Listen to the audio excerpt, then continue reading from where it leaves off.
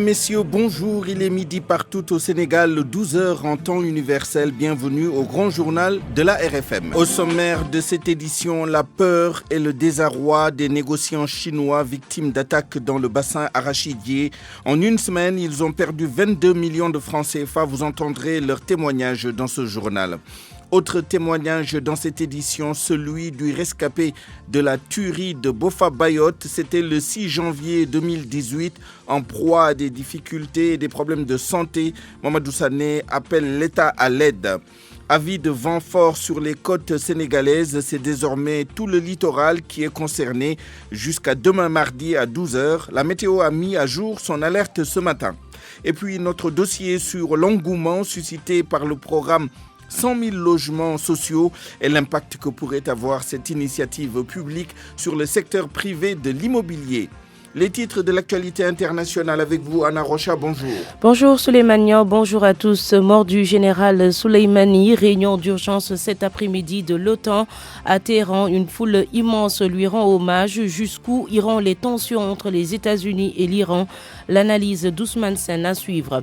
Au Kenya, 3 Américains ont été tués dans l'attaque d'une base militaire par les Shebab, groupe affilié à Al-Qaïda. Et puis en Côte d'Ivoire, le décès d'Isiaka Ouattara, dit Ouattao, le plus célèbre des anciens commandants de zone, principaux chefs de la rébellion ivoirienne. Les détails dans le journal Inter dans quelques minutes, Anna Rocha. Les titres sport avec vous, Malal Diagne Junior, bonjour. Bonjour Souleymane, bonjour à tous. Préparation des Jeux Olympiques de la jeunesse Dakar 2020. 2022, la Fédération sénégalaise d'athlétisme revoit ses ambitions à la baisse faute de moyens pour préparer des champions. Elhadji Diop, nouveau coach du Dakar Université Club.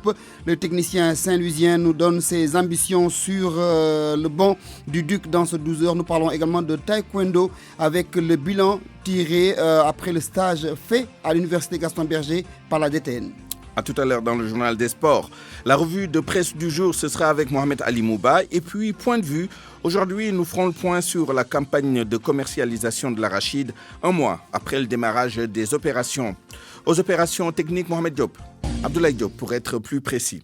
D'abord, cette mise à jour de l'avis de vent fort émis vendredi par la météo et qui concernait l'axe Saint-Louis-Dakar et la Petite-Côte entre dimanche soir et mardi à 6h du matin. Dans sa nouvelle alerte, la météo informe que les intempéries toucheront également l'axe Banjul-Casamance avec des vents assez forts le mardi 7 janvier entre 3h du matin et 12h. Rendons-nous maintenant dans le bassin arachidier où les négociants chinois sont en but à des attaques armées suivies de vols.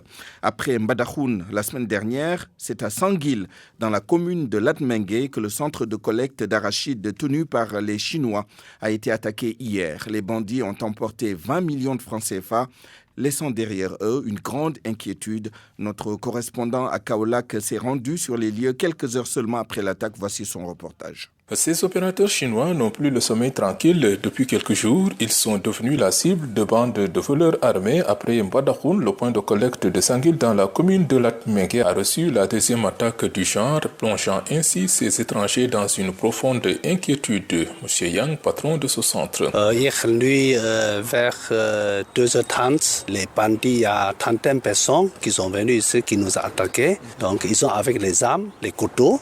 Vraiment, ils sont très organisés. Ils sont très organisés, dit-il. Malgré sa hauteur, les bandits ont escaladé le mur avant de faire irruption et semer la panique à l'intérieur des chambres qu'ils ont défoncées où dormaient tranquillement 7 Chinois. Monsieur Yang, apparemment très affecté, déplore cette insécurité qui gagne du terrain. Vraiment, on est très inquiétés parce qu'il n'y avait pas ça. C'était très sécurité avant. Bon, cette année, vraiment, avec ces attaques, on est très inquiétés avec tous les Chinois. Ces victimes qui demandent à l'État du Sénégal de veiller sur leur sécurité n'ont pas manqué de saisir leur ambassade. J'espère que l'État qui peut nous aider. Oui, l'ambassade est au courant. Le matin, on était parti là. Du côté de la mairie, en tout cas, les autorités municipales de Latmingué condamnent d'abord fermement ces actes, apportent leur soutien aux Chinois avant d'annoncer des mesures urgentes de sécurité. D'ailleurs, on a échangé longuement avec le commandant de brigade. Il nous a promis de faire de son mieux pour vraiment tranquilliser aussi nos partenaires chinois, pour qu'ils restent encore à Sanguil,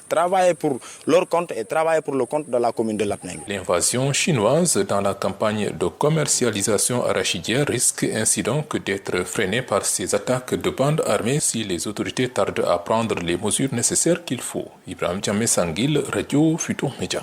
Bofa Bayotte, 2 ans, jour pour jour, depuis le massacre commis dans la forêt classée du Bayotte. Il y eut 14 morts sur le coup et il y a moins de 2 semaines, une 15e personne est morte des suites des blessures subies lors de la tuerie. Une autre victime marquée à vie par le massacre de Bayotte, Mamadou Sané, est en proie à des difficultés de santé depuis 2 ans. Il en appelle à l'aide de l'État pour prendre soin de sa famille. Lamine Ba, Ziguinchor. Il fait partie de la longue liste des rescapés du massacre de Bofa de janvier 2018. Taille élancée, teint noir, Mamadou Sané, la quarantaine, boitie du pied gauche. C'est sa partie du corps atteinte par balle ce jour-là. Cet événement est indélébile dans sa mémoire, nous confie-t-il. C'était difficile, je vous l'avoue, mais bon, Dieu merci, je commence à m'en remettre. Ce jour-là, quand j'ai été blessé, j'ai été sauvé par un ami qui m'a évacué sur sa moto sur l'hôpital. Ce père de 3 enfants a toujours des ennuis de santé avec son pied à cause d'un défaut de suivi médical dont il aurait dû bénéficier de la part de l'État. J'ai été atteint au niveau de l'un de mes pieds. Je suis resté avec la balle pendant 5 jours. On m'a fait valser plusieurs jours avant de me prendre en charge, mais on m'a rassuré que je ne suis plus dans une phase critique maintenant. Aujourd'hui, il fait des allers-retours entre son foyer et les locaux de la justice, où il est entendu depuis quelque temps sur le dossier, nous révèle-t-il. Les juges me convoquent régulièrement. J'y suis allé au moins à 3 reprises. Ils m'ont demandé si je voulais exiger réparation par rapport au préjudice que j'ai subi. Je leur ai dit oui, conformément à ce que tout le monde a reçu comme réparation. Tout ce qu'ils demandent aujourd'hui, c'est de l'aide venant des autorités. Demander de l'aide tout le temps est désolant. Ce que je désire aujourd'hui, c'est que les autorités me viennent en aide pour que je puisse entreprendre et venir en aide à ma famille. Les rescapés du massacre de Bofa vivent de réelles difficultés 2 ans après le drame. On nous apprend d'ailleurs qu'un des rescapés de 60 ans, nommé Demba Diao, est décédé il y a de cela 2 semaines des suites de ses blessures, ce qui porte désormais à 15 le nombre de personnes décédées dans cette tuerie.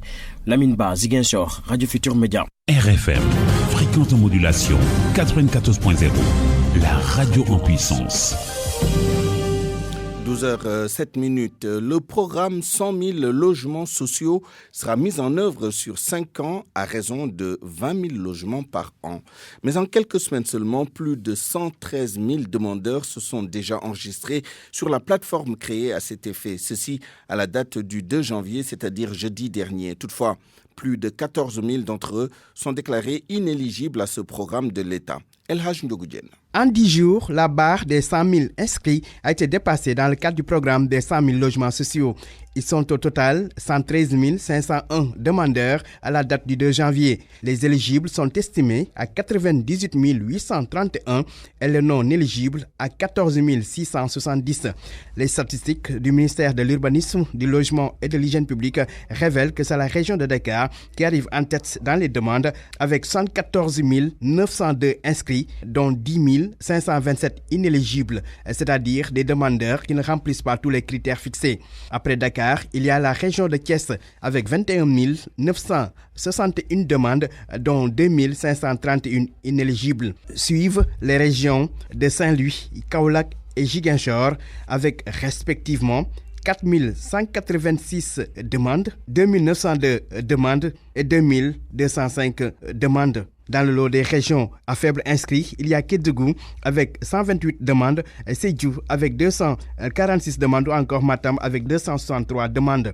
Pour les inscriptions des Sénégalais de l'extérieur, la France se taille la part du lion avec 2500 inscrits, suivi de l'Italie, 534 inscrits, et l'Espagne, 451 inscrits. Même si les 100 000 demandes sont atteintes, les inscriptions se poursuivent. En attendant, le Conseil présidentiel sur le logement que le chef de l'État va diriger le 16 janvier au Centre international de conférence Abdou Diouf de Diamniadio. Il reviendra alors au président de la République de prendre les mesures idoines pour la mise en œuvre de ce programme destiné à faciliter l'accès au logement à 100 000 citoyens sénégalais retenus après validation. de leur dossier d'inscription. El Hadj Ndiogou Diène, avec ce programme 100 000 logements sociaux, justement, quelle sera l'attitude du secteur privé national?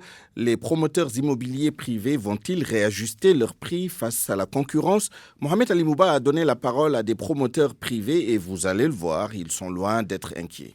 Le président du regroupement des promoteurs immobiliers privés du Sénégal n'est pas agité par la crainte d'avoir dans les bras des logements invendus au point d'avoir à se réajuster au lendemain du lancement du programme 100 000 logements sociaux par l'État du Sénégal. Babacar Faye. Vous savez, c'est pas seulement le logement social qui intéresse les Sénégalais, hein.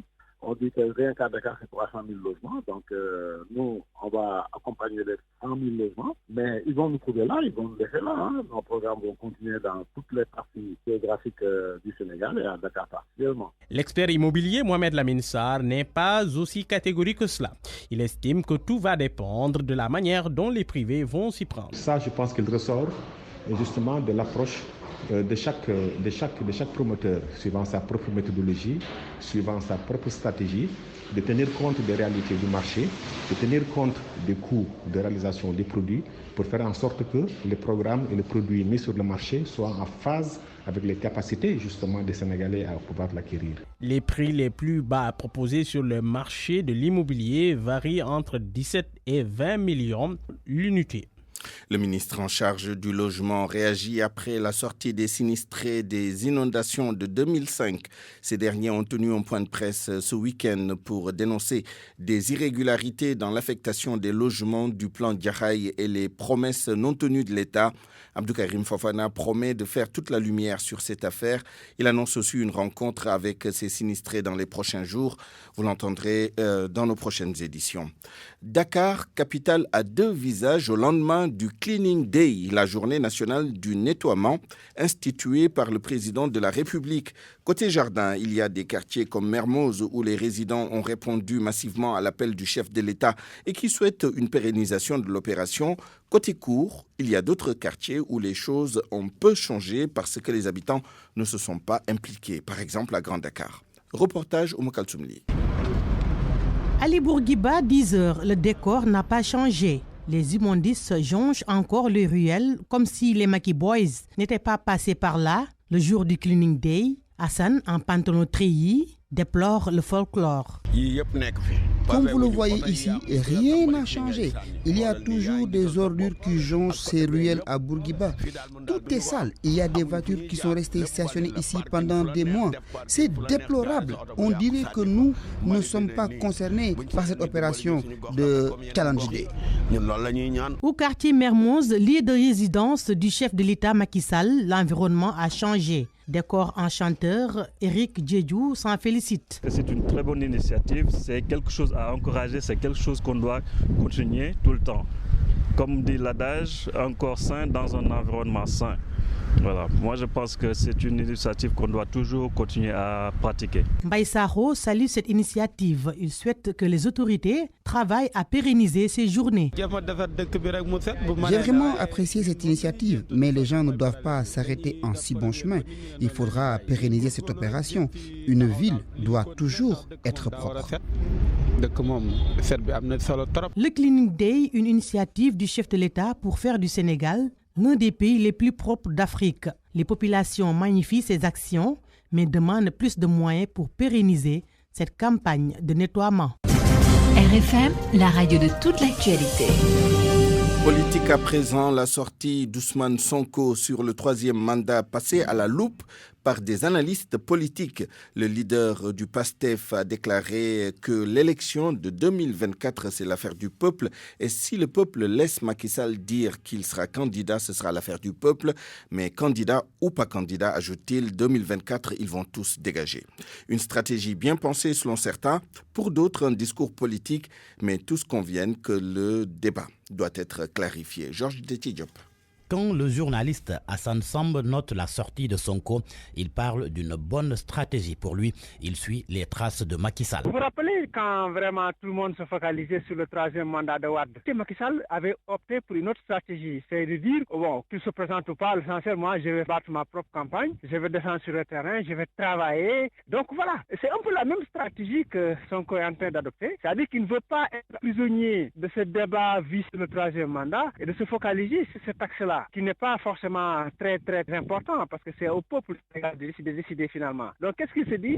Eh bien, je vais ratisser large, je vais travailler sur le terrain, je vais faire comme si Macky Sall n'était pas là, je vais travailler, massifier, pousser le Sénégalais vers mon programme et essayer de gagner haut la main les élections. Pour autant, l'enseignant-chercheur Moussa Diaw relève que Sonko a une position tranchée sur la question du 3e mandat. Mais là, il ne s'agit ni plus ni moins que de propos purement politiques, même si... Cette sortie est une position radicale et même un défi. Il a lancé un défi pour 2024, président de la République. Ce sont des paroles d'un leader politique qui joue le jeu aussi par rapport à sa connaissance des réalités. Mais ce qui est important, il ne s'agit pas de tenir un discours un peu radical. Ce qui est important, c'est qu'on est dans une démocratie et que le jeu politique doit être éclairé. Ça ne sert absolument à rien de tenir un langage de normand.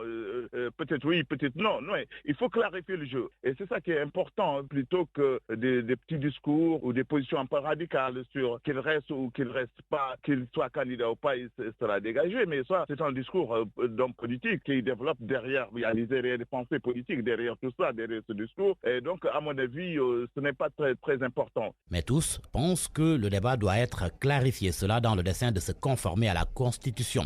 Seulement, Macky Sall maintient encore le suspense pour 2024. Justement, à ce propos, le journaliste Aliou Ndiaye dit comprendre le flou que le président Macky Sall entretient sur un éventuel 3e mandat. Il l'explique par un souci d'éviter le syndrome Amadou Toumani Touré au Mali, une guerre de succession qui risque de fragiliser le pays. L'analyste politique souligne que le président Sall ne doit pas sortir par la petite porte. Aliou Ndiaye était l'invité de RFM Matin. Lui-même a plus ou moins expliqué pourquoi il dit ça. Il dit que s'il donne une réponse, les gens de son parti vont arrêter de travailler. Donc je pense que la réponse, c'est que c'est non. Si les gens de son parti vont arrêter de travailler parce qu'il va donner la réponse, c'est que c'est non. Et moi, je considère que c'est non, en fait. Qu'il n'a pas droit à un 3e mandat, que c'est écrit, que c'est clair. Vraiment, les gens aiment bien débattre d'un certain nombre de questions, mais pour moi, cette question ne peut pas faire l'objet d'un débat, c'est clair. Est-ce qu'il va respecter la Constitution en n'essayant pas de briguer un 3e mandat? C'est là la question. J'espère pour lui qu'il va le respecter, qu'il va respecter la Constitution, qu'il va respecter sa parole. Parce que s'il est intéressé par l'histoire, et je pense qu'il est intéressé par l'histoire, il fera en sorte de ne pas sortir par la petite porte. Maintenant, le Sénégal appartient aux Sénégalais. Est-ce qu'il devait même y avoir ce discours clair obscur de sa part concernant ce débat sur un éventuel 3e mandat? Est-ce qu'il ne devait pas trancher de façon claire et nette ce débat? Oui, le souci, c'est que il y a aussi un précédent dangereux, c'est le cas du Mali, où le président ATT avait fait entendre clairement qu'il n'allait pas se présenter pour un autre mandat. Et on a vu comment la situation après a complètement dégénéré au Mali et on a vu la situation que les Maliens sont en train de vivre aujourd'hui. Peut-être que c'est un précédent qui est dans la tête de beaucoup de gens. S'ils disent clairement qu'ils ne vont pas se présenter, les responsables de leur parti vont entrer dans une guerre qui va fragiliser et le parti et le gouvernement et qui pourrait, par ricochet aussi, fragiliser le pays. À 12h19, toute autre chose maintenant, le siège du Centre national des ressources éducationnelles vendu. Les travailleurs trouvés ce matin sur place disent n'être au courant de rien. Aucune notification officielle ne leur a été faite de la part de leur ministère de tutelle. Ces agents de l'État souhaitent avoir une photographie plus claire de la situation pour ce qui est de l'avenir de leurs locaux.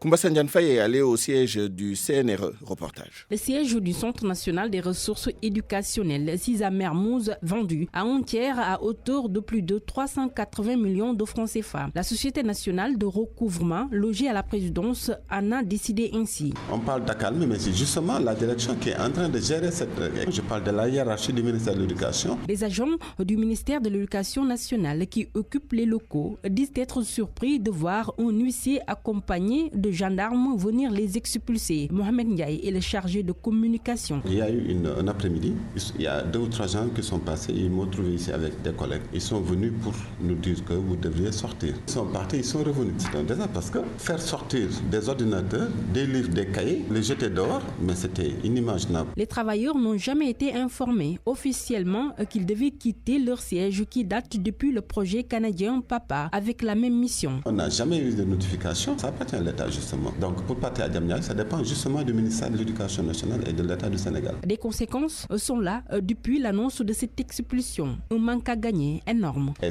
l'argent que ce CNRE récolte à travers ses activités permet de financer des activités d'alphabétisation pour éradiquer l'analphabétisme. Avoir une vingtaine ou même plus d'employés, la restauration va un peu à compte, qui sont dans un service autour du CNRE, la salle audio. Le CNRE s'occupe de la mobilisation des ressources financières dans le programme de l'alphabétisation. Avec cette menace d'expulsion qui pèse sur ceux qui y travaillent, ces derniers ne sont pas informés d'un quelconque recasement à Diamniadio ou ailleurs.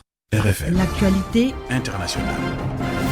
Rebonjour Anna Rocha. Rebonjour Souleymane. D'abord, les suites de l'assassinat du général Qassem Soleimani. 3 jours après le raid américain qui lui a coûté la vie, une marée humaine a accompagné ce matin à Téhéran le cercueil du commandant le plus populaire d'Iran, a constaté l'agence France Presse.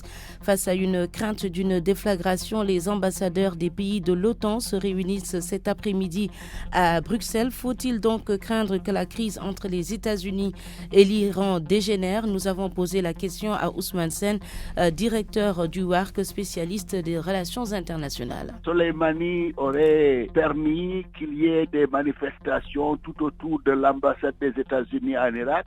Selon Pompeo, qui est le ministre des Affaires étrangères, cet assassinat permet de préserver des milliers de vies américaines, ce qui sous-entend peut-être que Soleimani préparait une action contre les intérêts américains ou les Américains eux-mêmes. À ce jour, c'est les 2 raisons qui ont été avancées pour justifier l'assassinat de ce général qui semble être adulé par des Iraniens, parce qu'il y a des dizaines et des dizaines de milliers d'Iraniens qui défilent dans les rues pour manifester leur regret et leur colère. Avec les sanctions que les États-Unis imposent depuis un certain temps à l'Iran, il y avait vraiment une tension entre les 2 pays.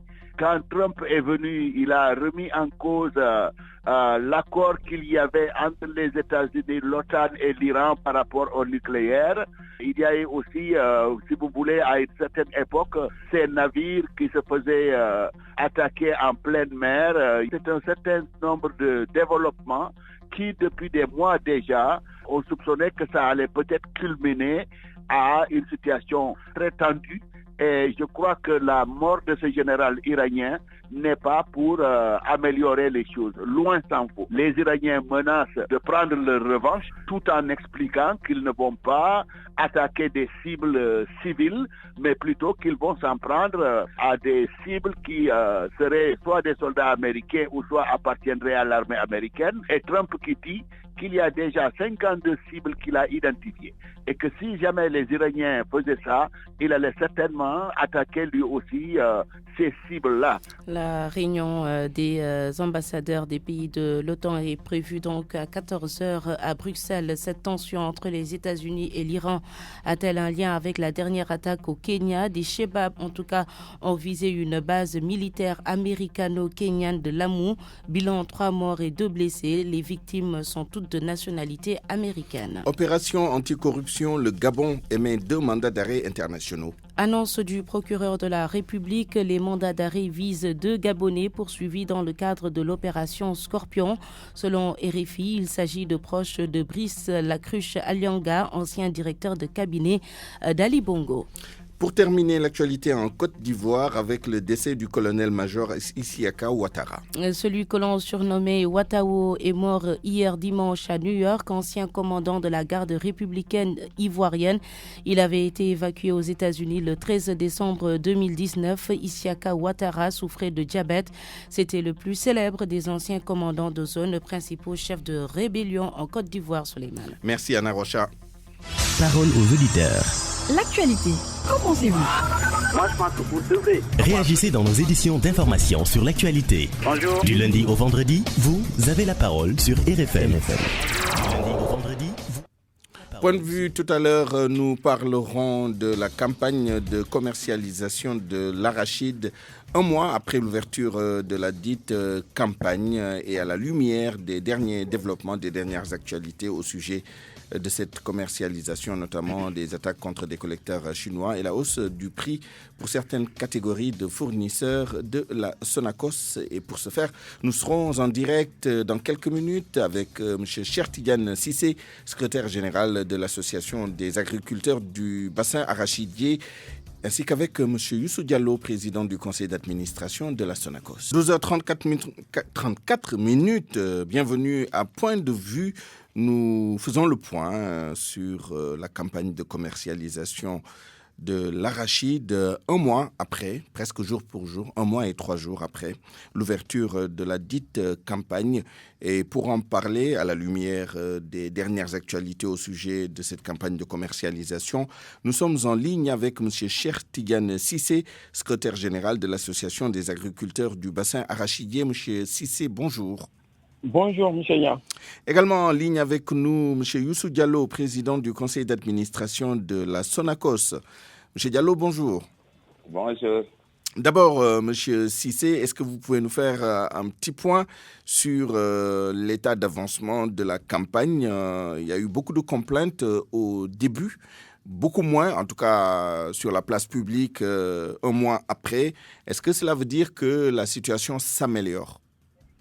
Écoutez, moi je pense que pour cette présente campagne, nous en tant que producteurs, on ne se plaint pas dans la mesure où la campagne se passe à merveille, parce qu'à l'état actuel où je vous parle, la barre du prix de l'arachide a atteint 300 francs au moment où c'était à 250. Donc, à ce niveau, vraiment, les producteurs ne se plaignent pas. Sinon, peut-être à un certain niveau, c'est les huiliers qui avaient des problèmes, parce que du fait que vraiment, ils ne pouvaient pas avoir des graines, et tout en taxant des producteurs comme quoi qu'il faut vraiment avoir le fibre patriotique. Mais je pense qu'à ce niveau, vraiment, les paysans ne pouvaient pas entendre cet appel, dans la mesure où on a eu à être avec la Sonacos ou bien les autres huiliers, mais le prix a toujours baissé. Ils n'ont jamais eu pensé à l'intérêt des paysans et sincèrement, si vraiment on a eu cette aubaine cette année-ci, vraiment on dit on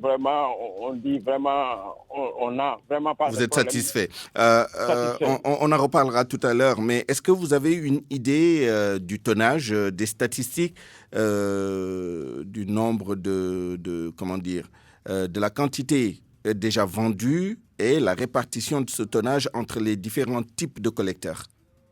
Non, moi je pense que peut-être l'interlocuteur peut parler de ça, parce que nous, en tant que producteurs, nous n'avons que nos graines, mais peut-être la direction de la statistique aussi peut vous parler de ça. Mais nous, en tant que producteurs, nous, ce qui nous satisfaisait, c'est de vendre nos prix nos graines à de bons prix. Et vraiment, ça a été fait. Et je pense à ce niveau, vraiment, on n'a pas de problème. Mais ce que je sache, c'est que la totalité des graines sont parties envers les Chinois, comme on l'a l'habitude de dire, parce que vraiment, ils ont eu à... C'est eux qui proposaient un prix plus rémunérateur.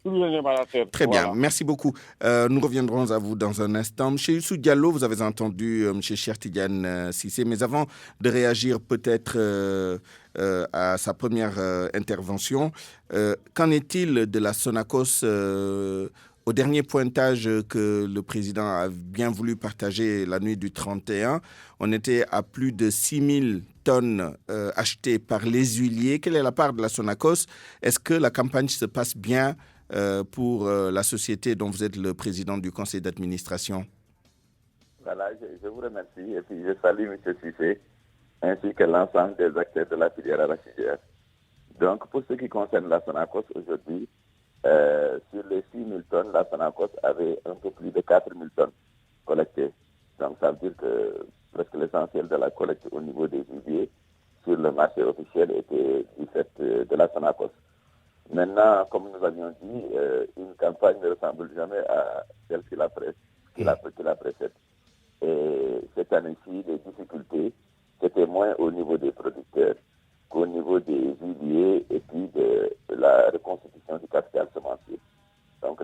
inquiétudes se situent à ce niveau. Maintenant, au niveau de la Sonacos, au cours du dernier conseil d'administration que nous avons tenu, nous avons demandé au directeur général qui nous a fait, M. Modigan Fada, de nous faire le point.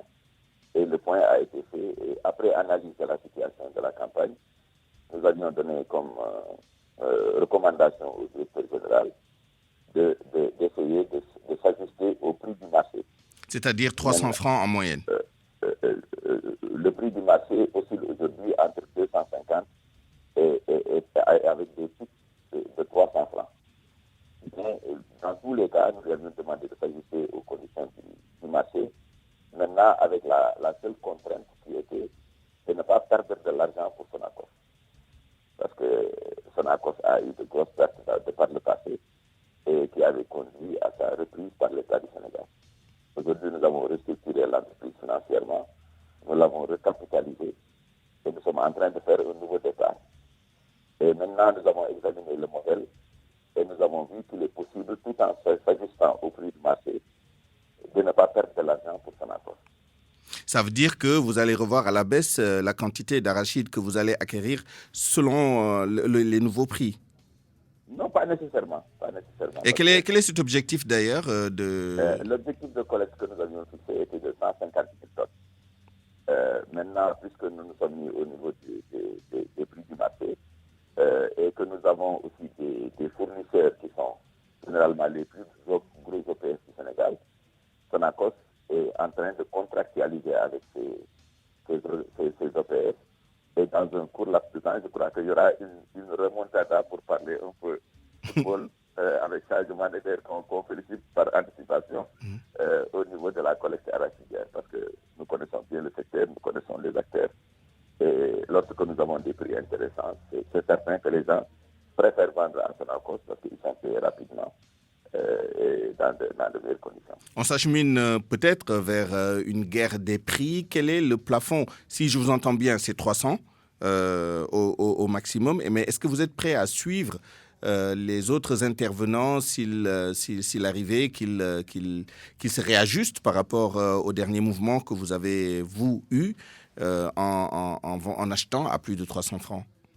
Vous savez, là, on n'a pas de limite parce qu'on est en économie de marché et aucun acteur, y compris les exportateurs chinois, n'est prêt à perdre de l'argent dans cette opération. Donc, chaque fois que les gens achètent au niveau du prix du marché, quel que soit le niveau du prix, ça veut dire que c'est un prix rationnel à partir duquel l'opérateur ou l'acteur économique va gagner de l'argent. Donc, nous allons suivre le prix du marché, quel qu'il soit. Et ça nous permettra de collecter, parce que notre matière première, c'est l'arachide. Mais dans notre modèle, nous avons aussi un certain nombre de produits que nous exploitons à Sonacos, de telle sorte que notre résultat, c'est le résultat des différentes activités. Donc, sur l'arachide, sur les huiles que nous faisons, sur les tourteaux, etc. Très bien. Je reviens à vous pour le dernier tour de table. Mais, M. Cheikh Tidiane Cissé, vous avez entendu la Sonacos qui s'est réajustée et qui est prêt à payer le prix qu'il faut dans les limites du raisonnable et du modèle de la société. Et vous, est-ce que vous êtes prêt à changer d'attitude vis-à-vis de la Sonacos, c'est-à-dire contractualiser avec la société nationale pour vendre donc votre arachide à la Sonacos? Écoutez, moi je pense que le problème qui se pose, je pense qu'on a en face de nous des gens qui sont un tout petit peu déconnectés, parce que tantôt je vous ai dit que le problème actuellement, le prix est à 300 francs, donc s'il pose vraiment 300 francs pour qu'on les amène les graines, moi je pense que ça fausse dès le départ les estimations pour les 150 000 tonnes.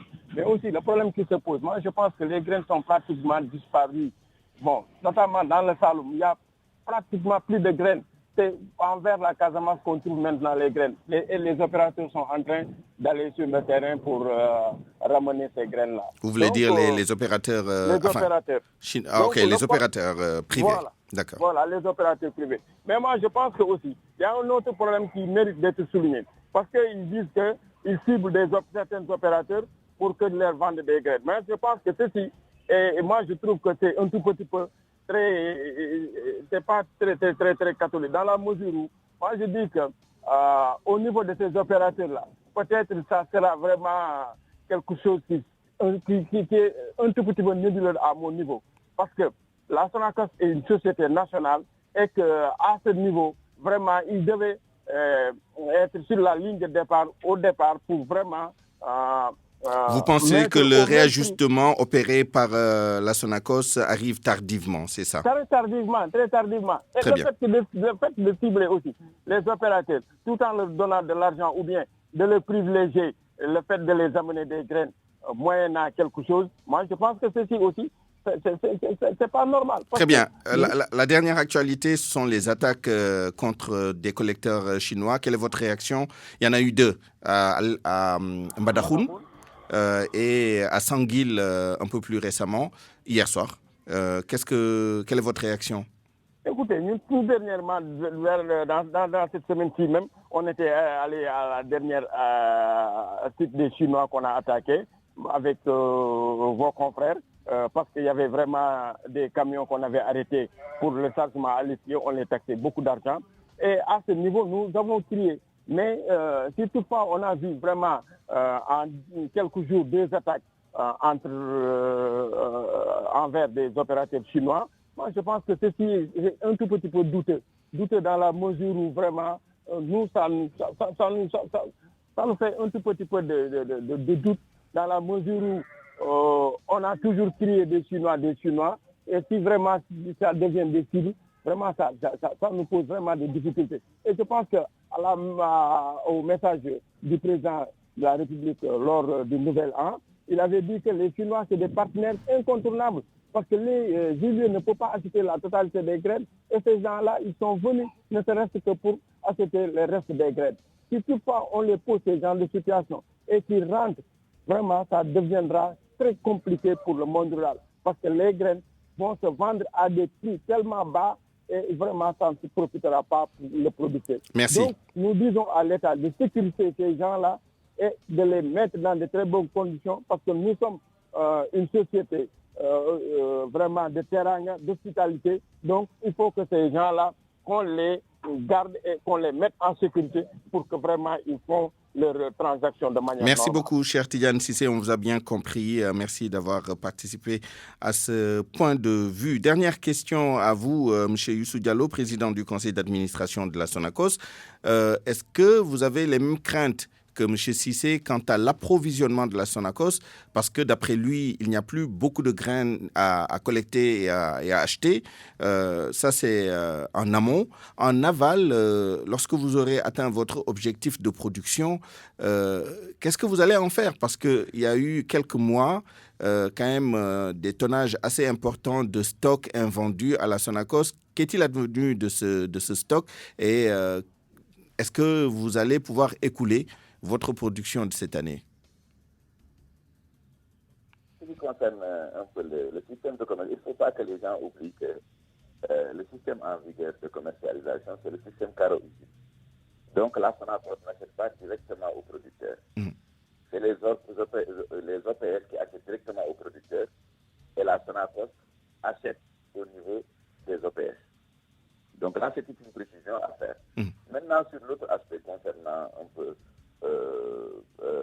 les prix par rapport aux quantités qui existent actuellement. En tout cas, sur la base des informations venues du ministère de l'Agriculture sur le tonnage qui existe aujourd'hui par rapport à cette campagne, nous pensons qu'il reste encore suffisamment de graines à acheter. Parce que ne l'oublions pas, une campagne agricole, son pic, c'est généralement dans le courant du mois de janvier, mi-février. C'est ça le pic au niveau de la campagne. Par exemple, toutes les régions sud et même le sud du Saloum et du sud, là, actuellement, les gens sont dans les opérations post-récolte et vont bientôt faire arriver les graines au niveau de tout. De toute façon, sur ce plan, la Sonacos n'a pas d'inquiétude. Maintenant, par rapport au modèle, nous savons que nous n'allons pas perdre la vie parce que les stocks qui déjà existaient à Sonacos, l'ensemble de ces stocks ont été vendus. Donc, ça veut dire que sur ce plan-là, on peut. Mais puisque nous avons des concurrents et que nous sommes une entreprise industrielle qui est dans un milieu très concurrentiel, il y a des choses que nous ne pouvons pas dévoiler. C'est votre stratégie. Le modèle que nous avons, nous allons, Inch'Allah, gagner de l'argent. Très bien. Merci à vous aussi, Youssou Diallo, président du conseil d'administration de la Sonacos.